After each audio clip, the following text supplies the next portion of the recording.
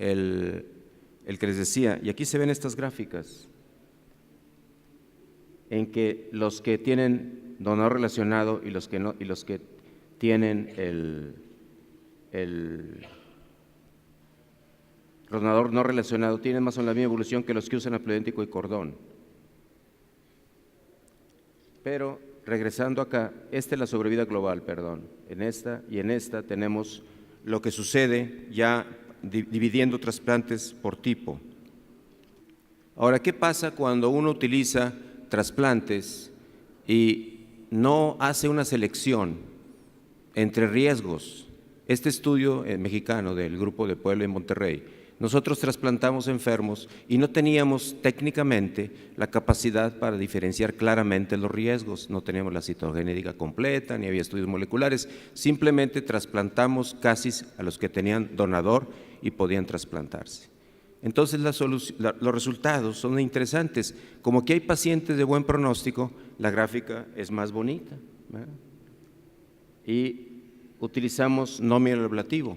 Alguien diría, bueno, ¿por qué les va mejor que otros grupos? Porque aquí incluimos pacientes jóvenes, número uno, y había algunos pacientes de buen pronóstico que por razones técnicas, limitaciones económicas, etcétera, no pudimos clasificar. Entonces entraron un grupo importante de pacientes de buen pronóstico y los resultados no son nada malos. Es decir, nosotros haciendo un trasplante no mieloablativo podemos hacer esto. En este estudio, ya el mismo grupo, si diferenciamos entre aquellos que trasplantamos en primera remisión y los que trasplantamos para rescatar, se ve claramente la diferencia. Volvemos a lo mismo, es un grupo de pacientes muy parecidos en que hay pacientes de buen pronóstico o de bajo riesgo y de riesgo alto, que les va muy bien, pero cuando intentamos rescatar más allá de la primera remisión, no nos fue muy bien con este tipo de trasplante. O sea, curamos algunos en que trasplantamos de rescate, pero estos pacientes no nos va tan bien. Y en este grupo de enfermos es donde uno especula si el doble cordón o el haploidéntico, por razones de la capacidad de injerto contra tumor, podría ser una mejor opción. Pero definitivamente el trasplante no mieloablativo es una opción muy interesante, especialmente en primera remisión. Ahora, cuando analizamos en nuestra institución qué pasaba con los trasplantes y la quimioterapia, sin tener tampoco nosotros totalmente bien estudiados a todos con citogenética, tenemos un grupo que sí, un grupo que no, pero ya visto en panorama general, ¿qué hicimos? Los que trasplantamos y los que no, y estos son nuestros resultados. Esto hasta el 88, para que tener una evolución un poquito más larga, y podemos ver que los que sí se trasplantaron tienen una mejor supervivencia definitivamente que los que solo recibieron quimioterapia. O sea, no hay, en nuestra opinión, muchas dudas de que el trasplante sigue siendo o es en la leucemia aguda mieloblástica el mejor tratamiento post-remisión que le podemos ofrecer a un paciente. Y esta es la respuesta a esta pregunta. Sí, sí es. Un paciente con leucemia mieloblástica, en mi opinión, si tiene hermanos, si tiene donadores potenciales, debe uno por lo menos buscar esa posibilidad y tratar de ofrecerle esto a este paciente. Y yo creo que al menor costo posible. Es muy importante en nuestro país no poner barreras económicas, buscar los mecanismos para hacer trasplantes al menor costo posible. Ahora, ¿esto es real para la leucemia aguda mieloblástica? Tradicionalmente, como le insisto, la leucemia aguda mieloblástica es la leucemia que todos tenemos en mente, que se puede trasplantar, la más difícil, etcétera. Pero realmente, si compara uno supervivencias en nuestro país de mieloblástica y linfoblástica, les aseguro que si tuviéramos una buena estadística, los resultados en adultos serían casi iguales. O sea que, simplemente que la linfoblástica nos da más tiempo, nos da la ilusión de que el enfermo hace remisión, dura más, pero al fin de cuentas, casi todos se van a morir. Y aquí tienen ustedes un ejemplo de lo que tenemos en comparación. Si ustedes ven unas recomendaciones de la Sociedad Americana de Trasplante de Médula Ósea en sus guías o un consenso que lo resumen muy simple, te dicen claramente que si tienes una leucemia linfoblástica del adulto y tienes un donador, lo mejor que le puedes ofrecer es un trasplante halogénico. que si no tienes un donador, el trasplante autólogo es muy comparable a la quimioterapia, pero ahí sí ya no te quieren convencer. Pero definitivamente las recomendaciones son de que tú tienes un donador y tienes leucemia linfoblástica, estás en remisión, trasplántate. Acabo de recibir una paciente que fue tratada con Hipercevat, luego le dieron Flagida, aparecen blastos, pero la paciente tiene un donador. Ahorita estamos nosotros buscando una segunda remisión para tratar de trasplantarla con otro esquema, pero esa paciente probablemente debería haberse trasplantado antes, no haber esperado más tiempo y no haber permitido que recayera. Es decir, el mejor tratamiento en la leucemia linfoblástica es el trasplante alogénico de médula ósea. Y aquí lo vuelven a ver ustedes en estas gráficas. Son pacientes, cuidado con el título, no son cromosomas Felipe, son cromosomas Felipe negativos, no son positivos. Y vean ustedes cómo si se trasplanta en primera remisión, los números son muy, muy importantes, y si intentamos rescatarlo posteriormente, acá están.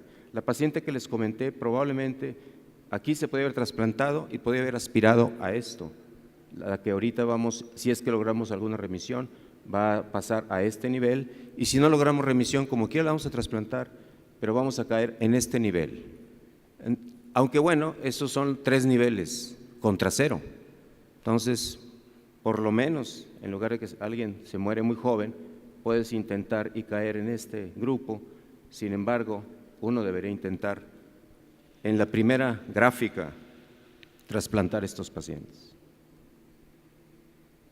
La respuesta entonces en la leucemia linfoblástica es sí, también es el mejor tratamiento por remisión, y si uno tiene un grupo de hermanos y a veces hay la situación favorable económica, uno debe rápidamente buscar. De hecho, no tienes que más que lograr una remisión, idealmente molecular, y en ese momento trasplantar al paciente, en ese momento. Ahora bien, supongamos que tienes remisión morfológica y no molecular, en un caso de muy buen pronóstico también, por ejemplo en los niños con mínima residual positiva, es otra indicación.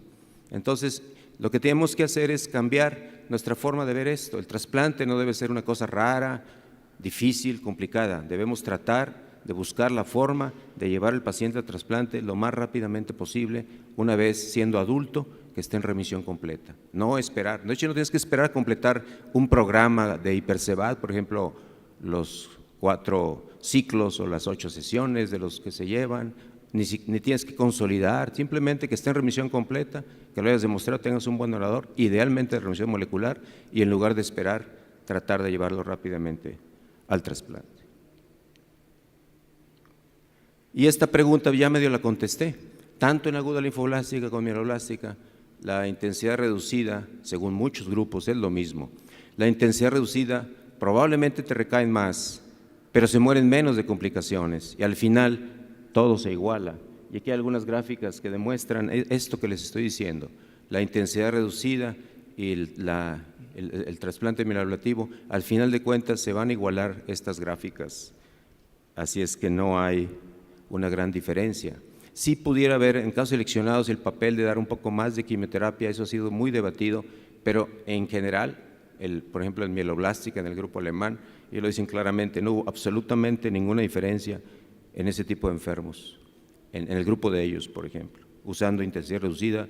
A veces yo lo que veo es más o menos la experiencia que cada centro tiene, o la percepción, pero cuando analizo los números crudamente, al final de cuentas están vivos prácticamente los mismos, y yo creo que con mucho menos toxicidad y menos daño a los tejidos, aunque admito que hay casos en los que definitivamente tienes que usar otro tipo de recursos. Entonces, esta quimioterapia ideal es ideal, especialmente si el paciente está en remisión completa. La quimioterapia reducida es ideal usarla cuando el paciente está en remisión completa, por lo menos morfológica. Ahora, ¿cuál es el papel del autotrasplante? Ese no lo voy a tocar más que en linfoblástica un poquito, porque el doctor Eucario va a hablar de ello más tarde. Eso es interesante, es discutible, y aún así, si uno ve en linfoblástica la posibilidad de autólogo y contra quimioterapia, no parecería ser algo tan malo en este tipo de pacientes. ¿En qué, por ejemplo, miren, escenario? Una mujer joven que acabamos de trasplantar en el hospital universitario, tiene 26 años de edad y tiene una linfoblástica, cromosoma felipe positivo, está tomando Sprycel, tiene 2 años en remisión con una mínima negativa y un BCR-ABL negativo. Ella dice: doctor, se acaba de casar y quiere tener hijos. Entonces, y su marido también. Entonces, decide ¿qué va a hacer ella para suspender el Sprycel? Entonces la pregunta sería: